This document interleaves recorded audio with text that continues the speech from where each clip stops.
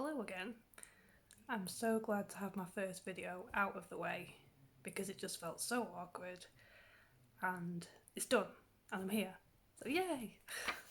So today we're going to talk about the fact that I'm this year doing the OWLs Readathon by G at Book Roast. It's an amazing readathon that she's done and created. All the artwork and documents are just fantastic, and I only found out about it on the 1st, but as soon as I saw it, I scrapped all of my reading ideas for this month and decided to do this. So we're going to go through today what I'm doing, what career I've picked, and here we go. So when I was looking through the careers, obviously I wanted to look for something to do with books because what else am I going to do really? I decided, I'm just looking, I wrote everything down in my little Lilo and Stitch book, so I decided that I would pick the librarian career. I wanted to be a librarian anyway, so I can be a magical, non-real librarian. So for a librarian, you need the OWLs of Ancient Runes, Arithmancy, Defence Against Dark Arts, History of Magic, and Transfiguration. I also, because that isn't enough books for me to read in 1 month, I wanted to make it harder, decided to do 2 of the extra courses and seminars that you can pick from. With the librarian career, it says that you can go on the hunt for lost tomes, and it takes you to dangerous places. So I thought these 2 might be quite useful with that. So decided to do the Animagus training, which requires Charms, Defence Against the Dark Arts and Transfiguration, and also the merpeople linguistics, because who doesn't want to talk to mermaids? And that requires herbology. Oh, and I also, at the bottom of the librarian career page, it says that there are jobs going at Flourish and Blots, but you need OWLs for that as well. So for those, you need Charms, Defence Against Dark Arts, and Transfiguration. So I need Ancient Runes, Arithmancy, Defence Against Dark Arts, History of Magic, Transfiguration, Charms, and Herbology. So that's 7 books. So now we get on to which books I'm reading. So for Ancient Runes, you need to pick something with either heart in the title or heart on the front page. This one I found really hard because since we moved in this house just over a year ago, I only brought enough books with me for 1 bookcase. All my other books are at my mum and dad's house in boxes, which my dad absolutely loves. So I've not got all my books. So the books that I kept thinking of, I was like, oh, I could read that. And I was like, no, I don't have that. It's in a box somewhere. And the boxes aren't labelled because I didn't pack them. My husband packed them. So I was struggling quite a lot with this. But then I realised I have hundreds of books on my Kindle that I never, ever, ever read. And on there I have Steel Heart by Brandon Sanderson. I've never read anything by Brandon Sanderson. I've always had the intention to. I have The Way of Kings on my bookshelf over there, and on this little trolley where my phone is, I have The Final Empire, the Verse of the Mistborn. But yeah, I never got round to reading them. I spend too much time reading books from my online library account, which is great because I always read new books, but then all my actual books are just left sitting here looking really nice but never being opened. So yeah, the first book is Steel Heart by Brandon Sanderson for Ancient Runes. For Arithmancy, you need to read something outside of your favourite genre.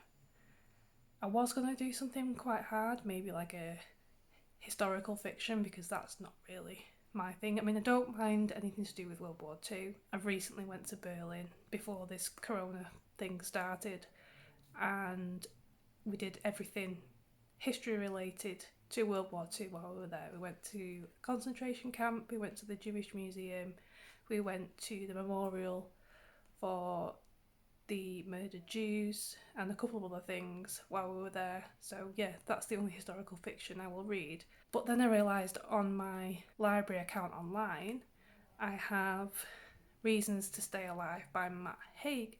So that's what I'll be reading for my arithmancy class. The next one is Charms, which is to read something with a white cover.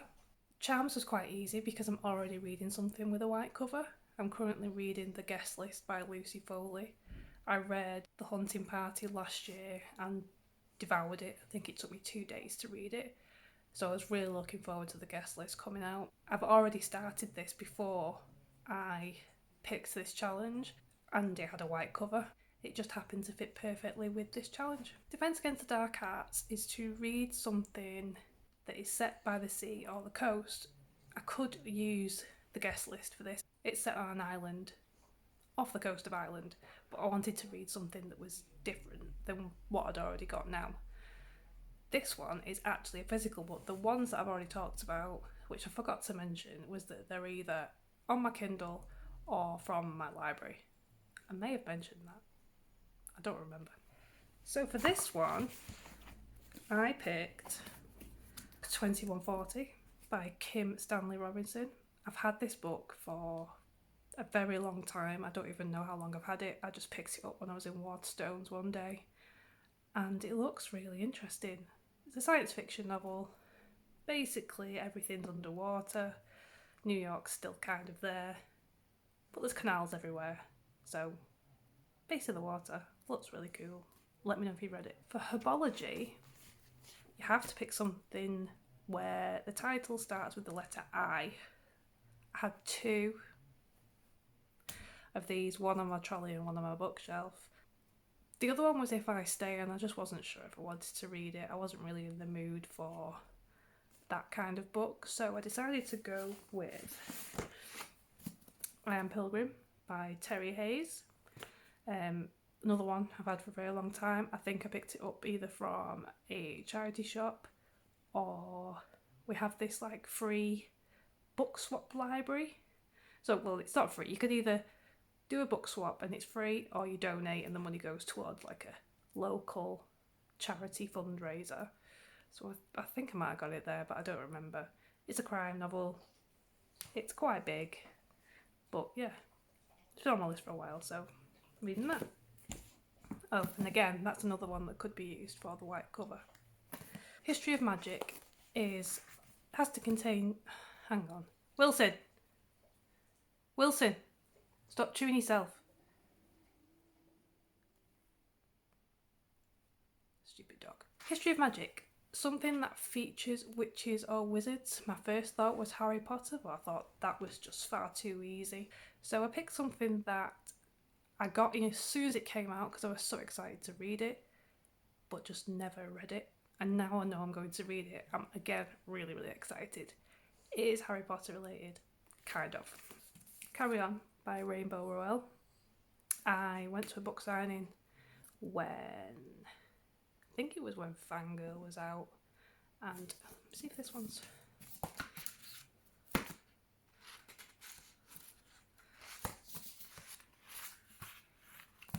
No, it mustn't have been Fangirl. It must have been something else, but I can't remember. And I have got one signed by her, but I don't know which one it is. Oh well, it doesn't matter. Anyway, really excited to read this. It's basically the fan fiction that the main character writes in Fangirl. When I finish Fangirl, I lay on the floor with the book in my arms and just lay there because I just absolutely loved it. So hopefully, I've heard Wayward Son is really bad, but I'm hoping this one's good. Potions is to read something less than 150 pages. So I picked the smallest book I had, The Time Machine by H.G. Wells. I may have already read it, I can't remember. It's not on my Goodreads list. It's about 98 pages long, so it definitely fits, and I'll probably just read it one evening when I've not got much time left to read, or on the 30th of April when I'm rushing to finish things. The last class is Transfiguration, and that is to read something that includes shapeshifting, currently from my library, just as of chance, I've got out A Court of Thorns and Roses by Sarah J. Maas. It's a Beauty and the Beast retelling, kind of, if I remember correctly. So obviously the Beast can transform, like I do. I've not heard very good things about it, but I wanted to read it anyway. I'm not expecting much, but you know, it's a book to read for this challenge. And that's it. That's my 7 books to read for the OWLs Readathon. I'm really excited because I haven't done anything this specific ever.